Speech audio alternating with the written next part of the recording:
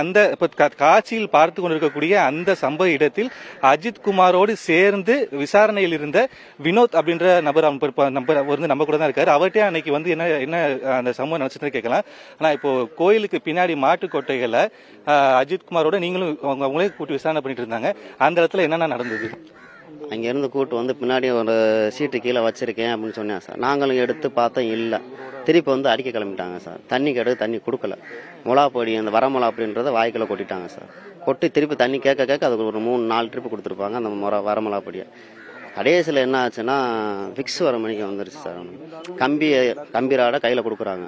Fix நிற்கல, urine வந்து பிளட்டாக போயிடுச்சு. பிளட்டாக போனோட்டையும் தூக்கி ஆஸ்பத்திரி போவோம்னு சொல்லி அந்த ஆபீஸ் வாசல் முன்னாடியே கொஞ்சம் இதாயிட்டே. எத்தனை மணிக்கு நீங்க வந்துட்டு அந்த கோயிலுக்கு பின்னாடி உங்களுக்கு போலீஸ் கூட்டு வந்தாங்க? எப்படி எந்த வண்டியில கூட்டிட்டு வந்தாங்க? எத்தனை பேர் உள்ள இருந்தாங்க? ஒரு 2:30 to 3 மணி அந்த இதில் இருக்கு சார். கூட்டு வந்தது 5 பேர் உள்ள இருந்தது. 5 பேர் இருந்தாங்க சார். உள்ள வந்தது 5 பேர். 3 பேர் எங்க ஆபீஸ் முன்னாடி இருந்தாங்க. 2 பேர் பின்னாடி சுத்தி வந்தாங்க சார். ஆபீஸ் பின்னாடி சுத்தி வந்தோன்னே அந்த விசாரணை நடந்து முடிஞ்சிருச்சு. அந்த விசாரணையில இருந்து அவங்க என்னெல்லாம் கேட்டாங்க? எந்த அளவுக்கு வந்து கொடுமையா வந்துட்டு அடிச்சாங்க?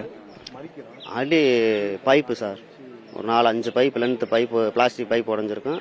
2 மூங்கில் கம்பு, அது போக செருப்பு கால இதெல்லாம் வச்சு எத்துனாங்க சார்.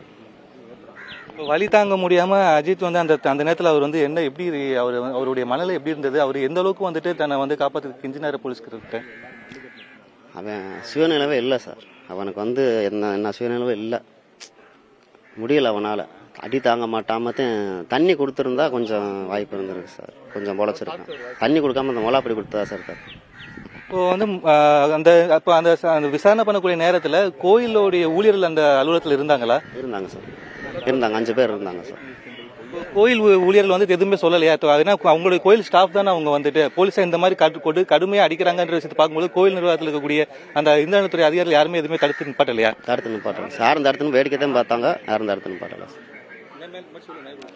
நிப்பாட்டல. அவங்க எதுவும் தண்ணி கூட வாங்கி கொடுத்தது கோயிலில் இருந்தா சார் வாங்கி கொடுத்தாங்க. தண்ணி, மிளகாப்பொடி, டீ எல்லாமே கோயிலில் இருந்து வாங்கி கொடுத்தாங்க. நிர்வாகி தான் வாங்கி கொடுத்தாங்க.